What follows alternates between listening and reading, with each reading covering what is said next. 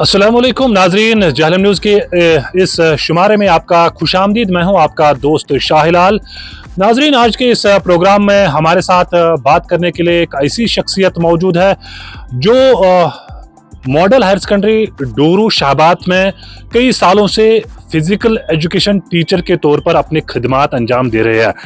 जी हाँ, मेरा मुराद जो है हमीदुल्लाह भट्ट, जो model higher secondary school Doru Shahabad में पिछले कई सालों से फिजिकल एजुकेशन ओहदे पर तैनात है और अपने फ़राइज़ अंजाम दे रहे हैं।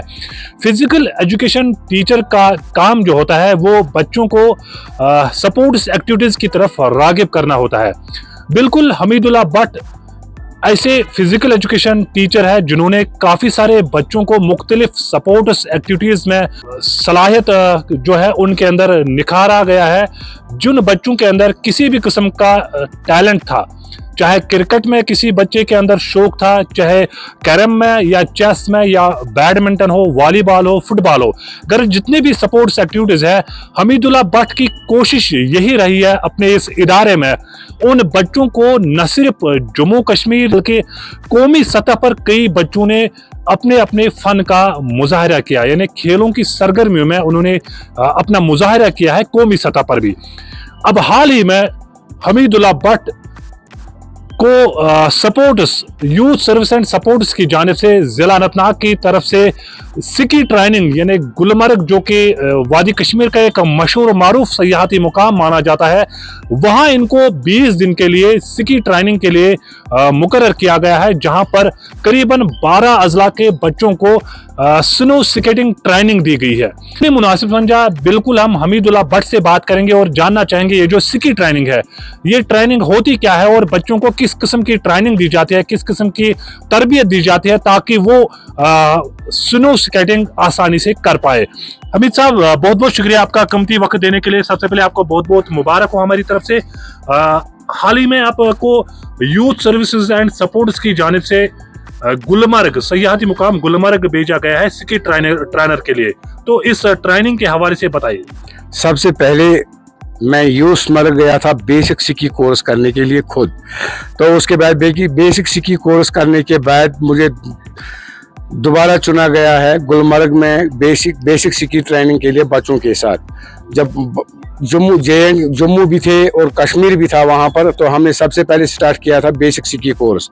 बेसिक सिकी कोर्स खाली 7 दिन के लिए होता था, लेकिन वहाँ पर मैं डायरेक्टर साहब से बहुत मशकूर हूँ कि जिन्होंने 20 दिन तक बेसिक सिकी कोर्स रखा है वहाँ पर प्रोग्राम, ताकि बच्चे अच्छी तरह से बेसिक सिकी कोर्स करें। इसके बाद वो एडवांस कोर्स कर सकते हैं, इसके बाद इंटरमीडिएट कोर्स कर सकते हैं। लेकिन ये 3 कोर्स के बाद इन बच्चों में से ही कोई कोच निकल सकता है, जो कोचिंग के लिए बाहर शिमला भी जाना पड़ेगा उसके लिए। तो उसके लिए मैं मुनासिब समझता हूँ। मैं director of youth service and sports के लिए बहुत शुक्रगुजार हूँ, सबसे पहले district youth service and sports office Anantnag से, कि जिन्होंने मुझे भेजा वहाँ पर गुलमर्ग में एज सिकियर, जो सिकी करने के लिए बच्चों को। हमारे model higher secondary school Doru में भी 2-3 बच्चे थे, लेकिन कपरन का भी एक बच्चा था जो बहुत दूर दराज इलाके से आ रहा था, उसने भी वहाँ पर ट्रेनिंग हासिल किया, लेकिन उनको अगले साल एडवांस कोर्स के लिए जाना होगा। हमीद साहब, आपसे जानना चाहेंगे कि आप पीईटी यानी फिजिकल एजुकेशन टीचर के फ़राइज़ अंजाम दे रहे हैं कई सालों से model higher secondary school Doru Shahabad में, तो इस दौरान कितने बच्चों को आपने नेशनल सतह पर भेजा है? चाहे क्रिकेट के हवाले से उनके अंदर सलाहियत थी, चाहे वॉलीबॉल हो, फुटबॉल हो या दीगर सपोर्ट्स एक्टिविटीज़ की अगर हम बात करेंगे, अभी तक कितने बच्चे ऐसे हैं जिनको आपने यहाँ से सिखाकर नेशनल सतह पर खेलने का जिन्हें मौका मिला है? हाँ, सबसे पहले मैंने यहाँ पर ज्वाइन किया है 2001 से 2025 तक मैंने सबसे पहले बच्चों को भेजा था। सबसे पहले क्रिकेट टीम के लिए वो बाहर गए थे खेलने के लिए, उसमें तीन स्टूडेंट्स ने नेशनल खेला है वहाँ पर। उसके बाद दूसरी गेम थी हमारी बास्केटबॉल। बास्केटबॉल में हाल ही हमें मुदस्सिर अब्बास एक बच्चा बास्केटबॉल खेलने के लिए नेशनल गया था बाहर। उसके बाद एथलेटिक्स मीट हमारा था यहाँ पर। एथलेटिक्स मीट में 5 बच्चे गए हमारे स्कूल के ही नेशनल खेलने के लिए।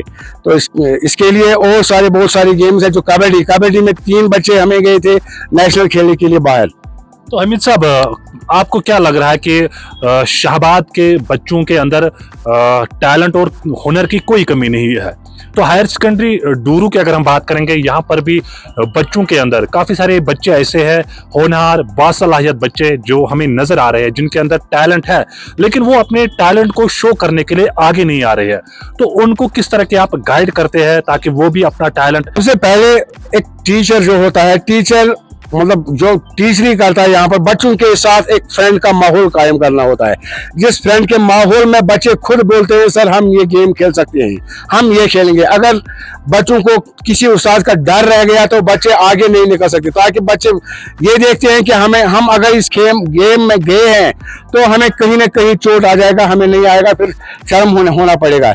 लेकिन बच्चों के साथ एक फ्रेंड माहौल कायम करना चाहिए। तो फ्रेंडशिप होने के साथ साथ ही बच्चे खुद ब खुद बाहर निकलते हैं अपनी गेम के लिए। इसी तरह मैंने भी किया था, एज फ्रेंड माहौल मैंने बच्चों से यहाँ पर डूरू शाहबाद में कायम किया था। कपरन के बच्चे, वेरीनाग के बच्चे, डूरू शाहबाद के, खास तौर पर डूरू शाहबाद के बच्चे जो कभी बाहर नहीं निकलते थे, सबसे पहले मैंने उनको सुबह मॉर्निंग असेंबली पर स्टेज जो फराहम किया है ताकि वो गेम के लिए आगे आ सकते हैं। चलिए, बहुत बहुत शुक्रिया। ये थे physical education teacher Hameedullah Bhat, जो model higher secondary school Dooru Shahabad में तैनात है कई सालों से और अपने फ़राइज़ जो है बखूबी अंजाम दे रहे हैं। और काफ़ी सारे बच्चों को इन्होंने यहाँ से ट्रेन किया है मुख्तलिफ सपोर्ट्स एक्टिविटीज़ में, चाहे क्रिकेट के हवाले से बात करेंगे, वॉलीबॉल के हवाले से बात करेंगे, फुटबॉल की बात करेंगे, कैरम की बात करेंगे, खो खो की बात करेंगे, कबड्डी की बात करेंगे। तो इन सब एक्टिविटीज में इन्होंने काफी सारे बच्चों को ट्रेन किया है, जिसमें कई सारे बच्चों ने कौमी सतह पर भी मुजाहरा किया है। और जहां पर उन्होंने न सिर्फ अपने model higher secondary school Dooru Shahabad का नाम, बल्कि अपने वालिदैन के साथ साथ अपने इलाकों का नाम भी फख्र से ऊंचा किया है। हमीदुल्लाह भट्ट का कहना है कि जो सिकी ट्रेनिंग कोर्स होता है, ये बेसिक कोर्स में उन बच्चों को ट्रेन किया जाता है कि किस तरह स्नो स्केटिंग आप कर सकते हो।